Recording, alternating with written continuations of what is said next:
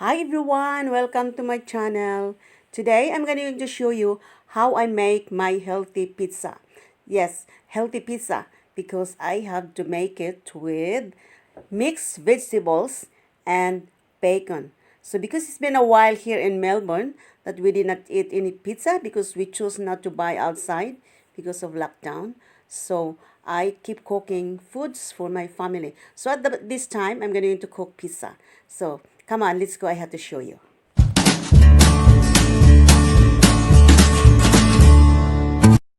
Pizza dough.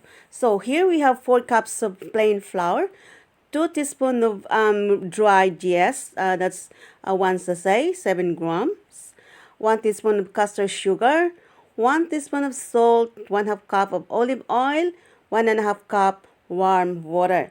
So now first we all have to mix all the dried ingredients. Make sure that it's all mixed together. Yes, all the dried ingredients. Next, we're going to pour in the olive oil. That's 1/2 cup of olive oil. Yep, 1/2 cup of olive oil. So then we're going to mix it all well. Make sure that it's all blend together with the dried ingredients. So we're going to make a little bit of hole here so we can pour in the warm water. Pour in 1/2 cup first. Pour it eventually. Make sure that it's all mixed deep under because my container is big bowl, so I'm going to make sure that it's all mixed. There's no dried ingredients. Make sure that it's all gonna mix with the warm water. So add in a little bit more the remaining ingredient, remaining water. Make sure mixing all well. Mix, mix, mix. So I'm gonna pour in all of it, all of the water, remaining warm water. So after we mix it well, we're gonna pour the dough here on the kneading mat. So we can knead it. So I'm going to pour a little bit of flour here for later to rub in my hands, so it's not going to just stick to the dough. A little bit of olive oil in the side. So now this is ready to be kneaded. So I'm going to pour it all here. Make sure that everything's poured down here. We need to knead it for at least 10 minutes until the dough is soft and bouncy. So make sure that we're going to knead it properly so we can have a nice, crunchy, tasty pizza base. So this is after 5 minutes, so it's still very, very hard. So we still have to knead it more, few minutes more, until we can get to the right texture. So we will know that it's ready to rest. It's ready for resting because we can feel while we're kneading that the dough is become so smooth and so soft, smooth and bouncy. So this one is not yet, so a few minutes more. Bit of oil here so it's not gonna stick to the dough because this dough is so sticky. So see, it's still far away. So you're going to keep on kneading. Magandang exercise para sa mga braso. Hindi pa naman ako nangangawit. Maano kasi ito kasi madami kasi siya, 4 cups kasi siya. Usually kung gumagawa ako, 2 cups. So more easier to knead. Hindi masyadong mabigat. So ito, medyo mabigat ito kasi malaki. Madami. Okay lang. Hindi pa naman ako nangangawit. Hindi pa naman ako pagod. So, still need more. Keep kneading until we can get the right texture. So, we can see if it's ready for resting. If it's so bouncy na. Tingnan natin. Oh, malapit na siya. Medyo may pag-bouncy na siya. So, kailangan pa din ng kaunting ano pa, kaunting need, kaunting energy. Keep kneading, keep pushing down, keep rolling. Maganda ito pang exercise sa brazo. Okay? Medyo feel ko na medyo elastic na siya. Pag feel mo na elastic na siya, at saka soft na siya, malapit na siya, pwede mag-resting. Ito. Yan, ganito lang siya. Hindi naman nakakapagod. Worth it naman kasi masarap naman talaga. Pag inaayos mo siyang mainid, maganda din siyang maganda din siyang tumubo. Tsaka doble ang tubo niya, mamaya tingnan natin.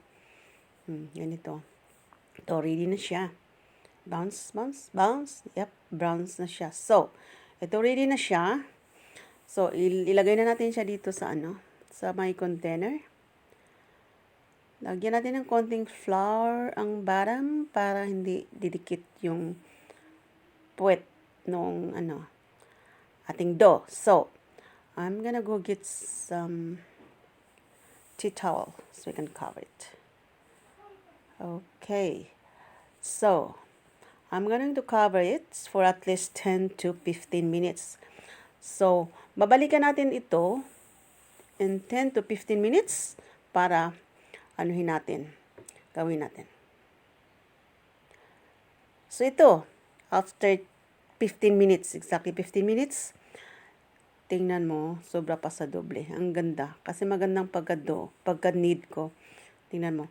So, you're gonna press it down there, para mailabas yung hangin. Okay. So, napakaslambot. Okay? Ito, ganito lang siya. Tanggalin mo yung hangin muna. Kasi, kasi siya. Nag-raise. Okay. So, ilagay natin dito sa kneading mat para i-form na natin yung ating pizza base. So, ito, hati-hatiin ko to according to my size desire. So, ngayon ang gagawin ko,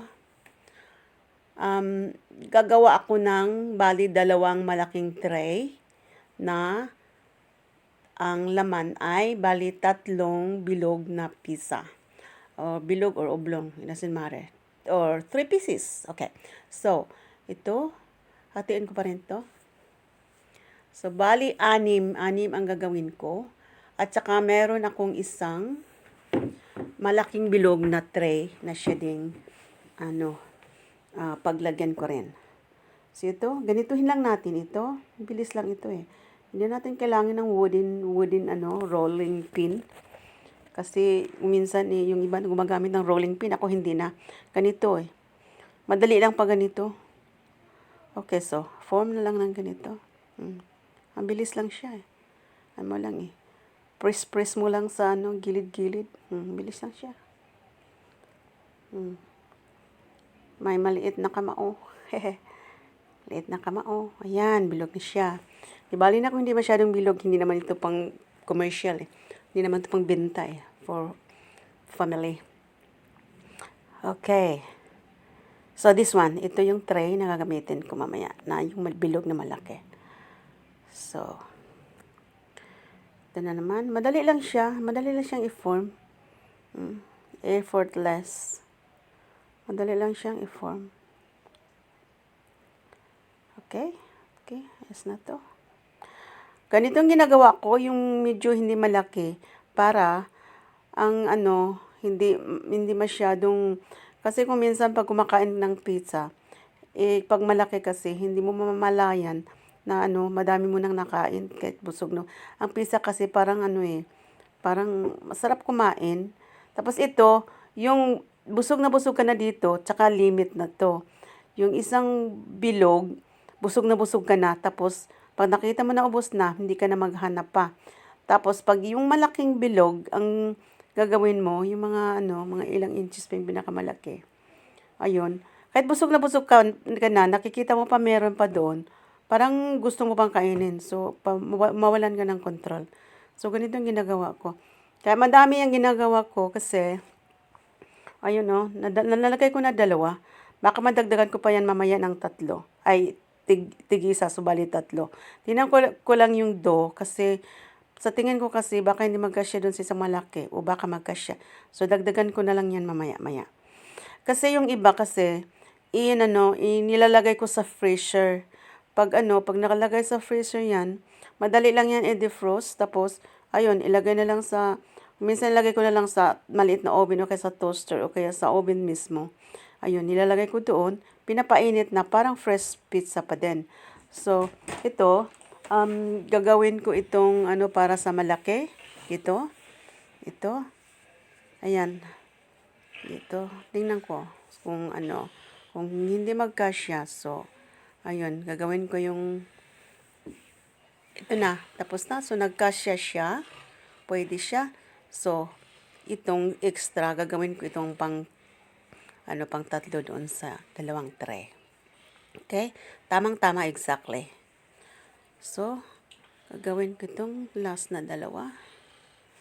Okay. Para exactly yung tig-3 ang isang tray.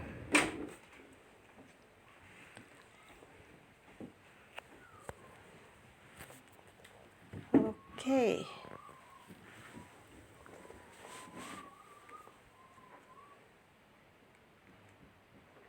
So, ayan na. Pwede itong 3. So,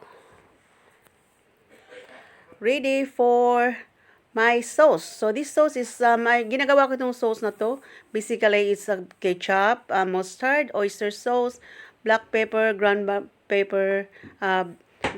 pepper, and salt, and a bit of brown sugar, and mustard. So that's all I make for the sauce, the base sauce, and it's so yummy. So now I still have a little bit of extra here for later for the toppings. So before I put the other ingredients, I have to make sure that the sauce is all rub all over the base. Make sure that the taste is equal or balanced. So okay. So it's all done. So next, I'm going to put cheese on the base. So usually we don't put a lot of cheese. That is like those who make pizza that they put a lot of cheese. We don't put a lot because my family doesn't like so much cheese. So just we put pence or not, just not much. So we put a bit on the base and a little bit also on the top. I use press-shredded cheese because I have no time to shred the cheese. But if you shred it by yourself, it's much better. It's more tasty because it melts very, very well. So, but this one I have no time, so I just buy the shredded one already. So next is I'm going to put in. One minute. I'm going to. Okay. So, all right. Okay, here's the ingredients here. So first, the next I'm going to put in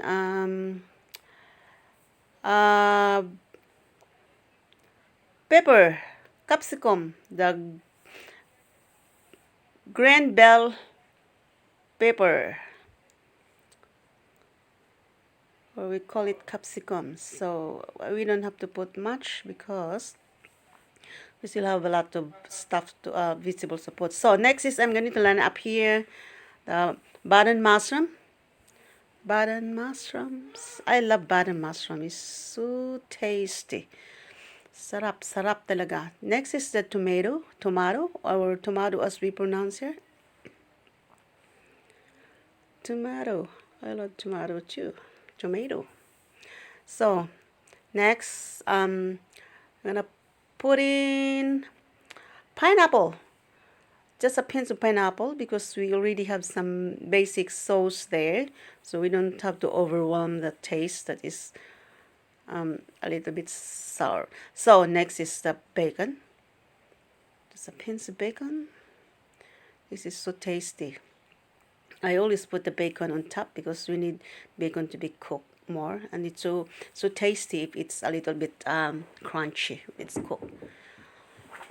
So we're gonna put all now. Next we're gonna put brown onion. Brown onion. Brown onion will be on top because it's just so good smell. I love the smells. This. Okay, so next, that yellow stuff here is mustard. So this is for special ingredients for my other son. So he just put it there by himself. So it's tasty anyway. So the rosemary from my garden, fresh from my garden. Rosemary, I love rosemary. Rosemary is just so good smell. I love it when it's I cook. Okay, so now last one, I'm going to put a bit of cheese. So it's all over now. Cheese is put over, and then the extra sauce, I put it on top. So now it's ready. Everything's there already, so it's ready into the oven, the preheated oven, for about 160 to 170 degrees Fahrenheit. So ready to put into the oven. Stay checking it. So in the oven for 10 to 15 minutes. So yeah, checking after 10 minutes. So 15 minutes ready. So here we are. Our yummy mixed vegetables and bacon pizza. So yummy. Yum yum. So easy to make. So thank you guys. Thank you for watching. Please don't forget to subscribe. Thank you. Yum.